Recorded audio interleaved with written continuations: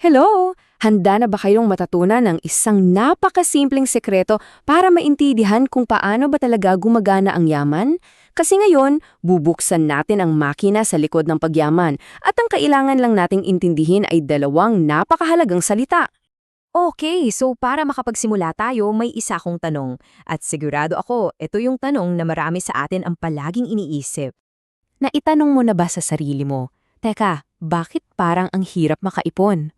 O di kaya, saan ba talaga napupunta lahat ng kinikita ko? Ano nga ba talaga ang nagpapahirap sa atin?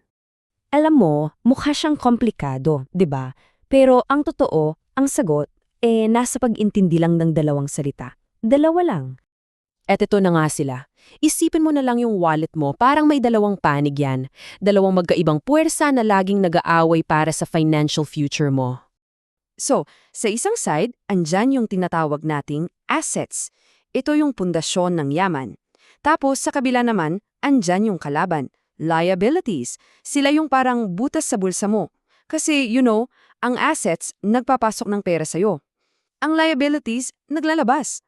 Ganun lang kasimple yung laban, pero yun yung pinaka-importante. Sige, unahin natin yung bida. Pag-usapan natin yung mas importante sa dalawa, ang mga assets. Kasi ito yung gusto nating paramihin sa buhay natin. So, ano ba talaga ang isang asset?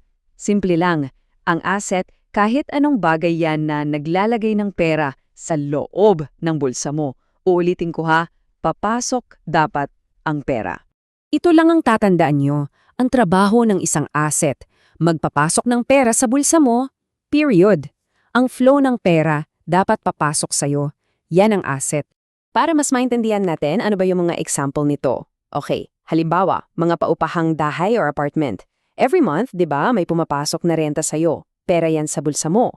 O kaya yung tinatawag na dividend stocks. Dito, binibigyan ka ng kumpanya ng share sa kita nila kahit di mo ibenta yung stocks mo. So pareho silang nagpapasok ng pera ng kusa. Okay, so ngayong kilala na natin yung bida, yung asset, puntahan naman natin yung kontrabida sa kwento. Ito yung mga liabilities.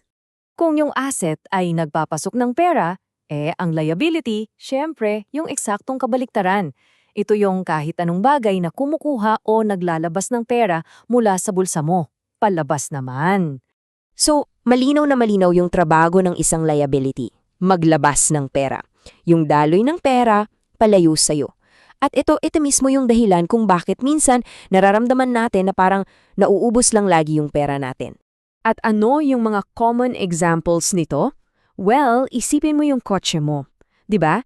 Hindi lang yan yung monthly payment. Kasama dyan yung gasolina, yung maintenance, insurance, lahat yan palabas na pera. Ganon din yung mga utang. Mula sa credit card hanggang sa personal loans, lahat yan may buwan ng bayarin na humihigop ng pera mula sa'yo. Dito, madalas nagkakamali ang marami.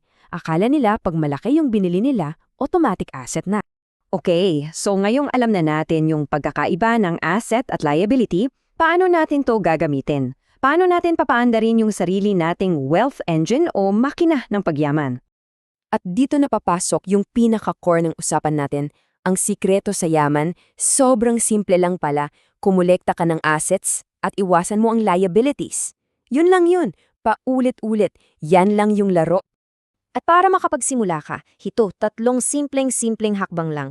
Una, kumuha ka ng papel at ballpen, ilista mo lahat ng pag-aari mo na nagpapasok ng pera. Pangalawa, sa kabilang kolom, ilista mo lahat ng bagay na naglalabas ng pera sa'yo. At pangatlo, eto na yung goal. Gawin mong mas mahaba yung listahan ng assets at paikliin mo ng paikliin yung listahan ng liabilities. That's the game. Bago tayo magtapos, may iiwan akong tanong sa inyo. Isang tanong na pampaisip. Para sa karamihan kasi sa atin, yung pinakamalaking pag-aari natin, yung bahay natin, 'di ba? At lagi nating iniisip na, asset yan. Pero gamit yung definition na natutunan natin ngayon, pag-isipan mong mabuti. Yung bahay mo ba, buwan-buwan, nagpapasok ba yan ng pera sa bulsa mo? O naglalabas yan ng pera para sa bayad sa bahay, sa amilyar at sa maintenance? Yung sagot mo sa tanong na yan, asset ba yan o liability? Diyan mismo magsisimula ang pagbabago.